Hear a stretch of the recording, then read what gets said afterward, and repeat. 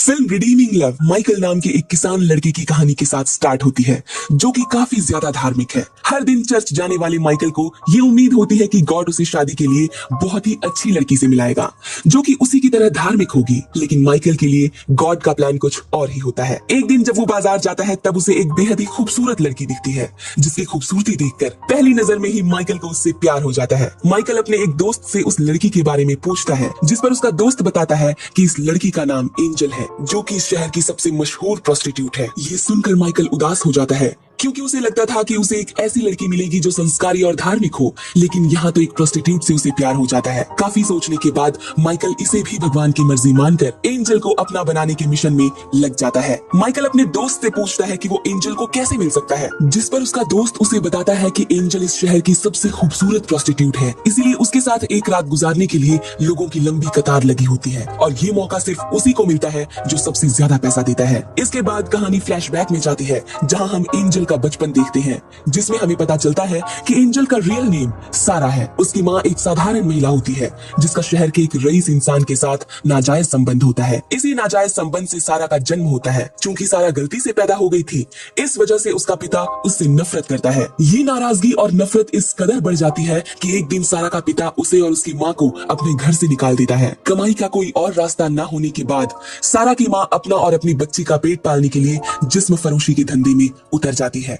अपना जिस्म बेचते बेचते सारा की माँ बुरी तरह बीमार पड़ जाती है और उसकी मौत हो जाती है। अब इस दुनिया में सारा का कोई नहीं है।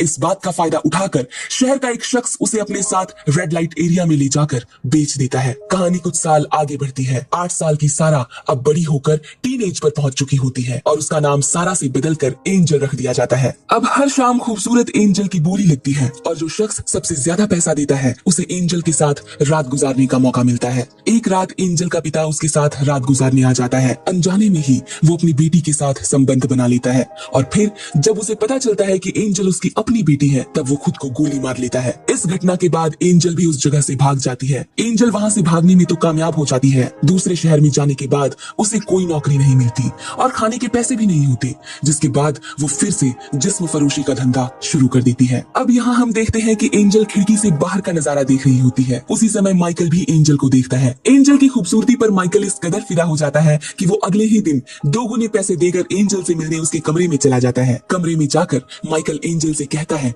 कि मैं तुमसे बहुत प्यार करता हूँ और तुमसे ही शादी करना चाहता हूँ। ये सुनकर एंजल हंसने लगती है और कहती है कि जिस काम के लिए तुम यहाँ आए हो वो करो और जाओ यहाँ से। लेकिन माइकल वो काम करने से इनकार कर देता है और कहता है कि वो यहाँ सिर्फ एंजल का प्यार पाने आया है। एंजल को ये सारी बातें काफी अजीब लगती हैं, जिसके बाद वो माइकल को वहाँ से जाने के लिए कह देती है। अगले दिन फिर से माइकल एंजल के पास आता है और वो एंजल से कहता है कि वो उसकी मदद करना चाहता है और उससे शादी करना चाहता है। लेकिन एंजल माइकल की बातों पर यकीन नहीं करती, क्योंकि एंजल अब तक जितने भी मर्दों से मिली है, उन सभी ने सिर्फ और सिर्फ एंजल के जिस्म का फायदा उठाया है। कुछ महीने बाद माइकल फिर से एंजल के पास जाता है। अपनी पुरानी बातें दोहराते हुए माइकल फिर से एंजल से कहता है कि मैं तुमसे शादी करना चाहता हूँ, तुम मेरे साथ चलो, मैं तुम्हारी सारी जरूरतें पूरी करूंगा और आज के बाद तुम्हें कभी अपना जिस्म बेचने की जरूरत नहीं पड़ेगी। एंजल को ये सारी बातें बकवास लगती है।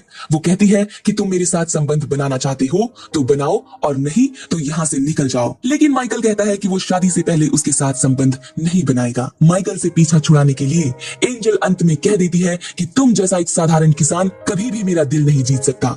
ये सुनकर माइकल एंजल के फैसले का सम्मान करते हुए वहाँ से चला जाता है। कुछ दिन बाद एंजल जिस्म फरोशी का धंधा छोड़ना चाहती है। इस बात से गुस्सा होकर उसका मालिक एक जल्लाद जैसे इंसान को बुलाकर एंजल को उसके पास भेज देता है, जो एंजल के साथ जबरदस्ती संबंध बनाने के साथ ही उसकी काफी ज्यादा पिटाई भी कर देता है। उसी रात माइकल को ये महसूस होता है कि एंजल की जान खतरे में है। अगले दिन ही एंजल के पास वो पहुंच जाता है। एंजल की हालत देखकर उसे काफी दुख होता है। माइकल एंजल को वहां से छुड़ाने के लिए अड्डे के मालिक को जरूरी पैसे देता है और एंजल को लेकर अपने गाँव चला जाता है। अपने घर लाने के बाद माइकल एंजल की अच्छे से देखभाल करता है और कहता है कि मैं अपनी सारी जिंदगी तुम्हारे साथ बिताना चाहता हूँ।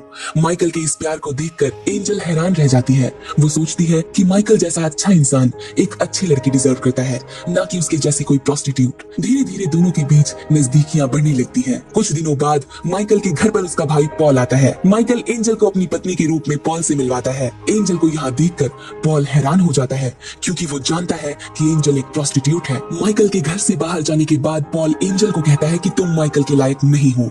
माइकल एक अच्छा इंसान है और तुम एक प्रोस्टिट्यूट हो। ये सारी बातें एंजल के मन में घूमती रहती हैं। उसे लगता है कि उसकी वजह से माइकल की जिंदगी खराब हो जाएगी। जिसके बाद वो पॉल के साथ शहर वापस लौट जाती है। पॉल के साथ शहर वापस लौटते समय रास्ते में पॉल एंजल के साथ संबंध भी बनाता है। जब माइकल को एंजल के शहर वापस जाने के बारे में पता चलता है तब वो भागा भागा शहर पहुंचता है और वहां लोगों से लड़कर एंजल को वापस ले आता है। घर की ओर वापस आते समय रास्ते में उन्हें एक फैमिली मिलती है जिनका तांगा खराब हो चुका था। माइकल उन लोगों को अपने घर लेकर आ जाता है। इस फैमिली में मिरियाम नाम की एक जवान लड़की भी होती है। इस लड़की को देखकर एंजल सोचती है कि माइकल को मिरियाम जैसी अच्छी लड़की ही मिलनी चाहिए। इस परिवार में एक गर्भवती महिला भी होती है। कुछ दिनों बाद ये महिला एक बच्चे को जन्म देती है। माइकल इस बच्चे को काफी ज्यादा प्यार करता है। इसे देखते हुए एंजल अपने साथ हुई एक घटना को याद करती है जब एंजल प्रेग्नेंट हुई थी, लेकिन इसके मालिक ने डॉक्टर को बुलाकर एंजल के साथ ऐसा काम करवा दिया कि वो दोबारा कभी प्रेग्नेंट नहीं हो सकती। एंजल को लगता है कि माइकल जो खुशी डिजर्व करता है वो उसे सिर्फ मिरियाम ही दे सकती है। ये सोचकर एंजल मिरियाम के नाम एक खत लिखकर माइकल का घर छोड़कर शहर लौट जाती है। इस खत के साथ एंजल एक रिंग छोड़कर जाती है और मिरियाम को माइकल से शादी करने को कहती है। मिरियाम जैसे ही ये खत देखती है वो तुरंत ही माइकल से कहती है कि वो जाकर एंजल को ढूंढे, लेकिन इस बार माइकल कहता है कि अगर एंजल उससे सच में प्यार करती है तो इस बार वो खुद लौट कर आएगी। देखते देखते 3 साल बीत जाते हैं। माइकल अभी भी एंजल की यादों में जी रहा है। नेक्स्ट सीन में पॉल एक शहर से गुजर रहा होता है, तभी वो एंजल को एक स्कूल में देखता है। दरअसल एंजल अब जिस्म फरोशी का धंधा छोड़ इस धंधे में फंसी लड़कियों को बचाने और उन्हें पढ़ाने का काम शुरू कर चुकी होती है। एंजल को देखकर पॉल उससे माफी मांगता है और माइकल के पास ले जाने को कहता है, जिस पर एंजल कहती है कि माइकल मिरियाम के साथ रहना डिजर्व करता है। यह सुनकर पॉल कहता है कि मिरियाम की शादी मेरे साथ हो चुकी है और माइकल अभी भी तुम्हारे प्यार में जी रहा है। ये बात सुनकर एंजल हैरान रह जाती है और फिर वो माइकल के पास वापस जाने का फैसला करती है। माइकल के पास जाने के बाद एंजल उसे बताती है कि वो आज भी उससे बेहद प्यार करती है।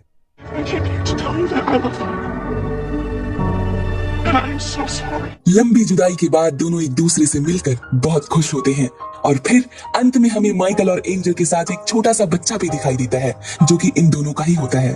फिल्म रिडीमिंग लव का यहीं पर द एंड होता है। उम्मीद है आपको इस मूवी की एक्सप्लेनेशन अच्छी लगी होगी। अगर हाँ तो वीडियो को जरूर लाइक करें। ऐसे ही और भी फिल्मों की स्टोरीज जानने के लिए हमारे चैनल को सब्सक्राइब करके हमें सपोर्ट जरूर करें। Thanks for watching. Bye bye.